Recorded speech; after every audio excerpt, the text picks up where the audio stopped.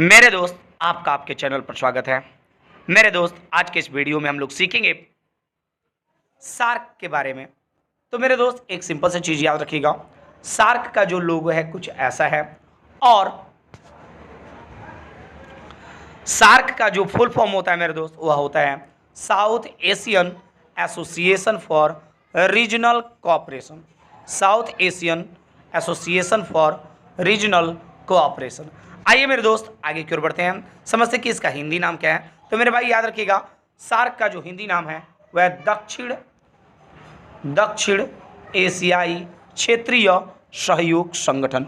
दक्षिण एशियाई क्षेत्रीय सहयोग संगठन। मेरे दोस्त आगे समझेंगे हम लोग कि सार्क का स्थापना कब किया गया था।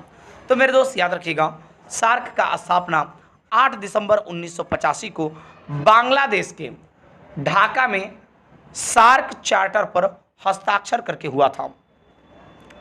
और हाँ मेरे भाई याद रखिएगा, इसका सचिवालय जो है 17 जनवरी 1987 को काठमांडू में स्थापित किया गया था।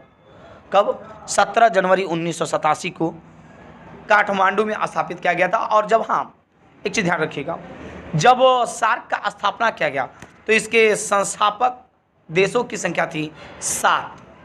संस्थापक देशों की संख्या कितनी थी? 7, जिसमें से थे बांग्लादेश, भूटान, भारत, मालदीव, नेपाल, श्रीलंका और पाकिस्तान। इन सभी लोगों ने मिलकर सार्क की स्थापना की थी।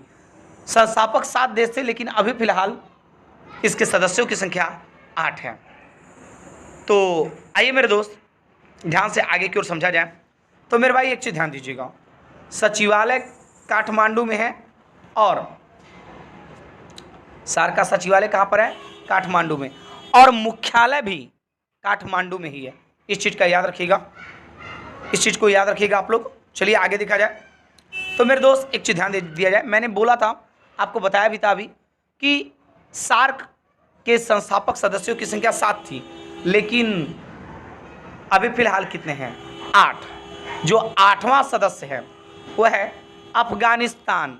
सार्क के 8वें सदस्य का नाम है अफगानिस्तान, और ये अफगानिस्तान सार्क का नया सदस्य बना था 2007 में। कब बना था सर? 2007 में। आइए मेरे दोस्त आगे की ओर चीज़ों को समझा जाए, ध्यान दिया जाए। तो एक चीज़ ध्यान दीजिएगा, सार्क का मुख्यालय आपको पहले ही बता दिया गया, काठमांडू में है। और ध्यान दीजिएगा अगला मेरे दोस्त, सार्क का मुख्यालय कहाँ पर है? काठमांडू। सचिवालय भी कहाँ पर है? काठमांडू। हाँ, स्थापना कहाँ पर हुआ था इसका? तो ढाका, बांग्लादेश में। चलिए मेरे दोस्त आगे की ओर देखा जाए, सार्क का मुख्य उद्देश्य क्या है। तो देखिए, सार्क का मुख्य उद्देश्य है दक्षिण एशिया में रहने वाले लोगों के जीवन की गुणवत्ता में सुधार लाना। दक्षिण एशिया में रहने वाले लोगों के जीवन में और उनकी गुणवत्ता में सुधार लाना और कल्याण को बढ़ावा देना। सर एक चीज़ ध्यान रखिएगा आप लोग कि सार्क का और भी बहुत सारे उद्देश्य हैं, यदि उसे आप देखना हो तो देख लीजिएगा, मैं कमेंट में लिंक कर दूंगा, उसे आप वहां पर देख सकते हैं। आइए मेरे दोस्त आगे की ओर कुछ चीज़ें समझा जाए।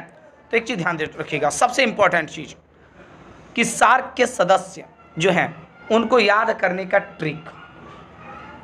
सार्क के सदस्य जो हैं उनको याद करने का ट्रिक।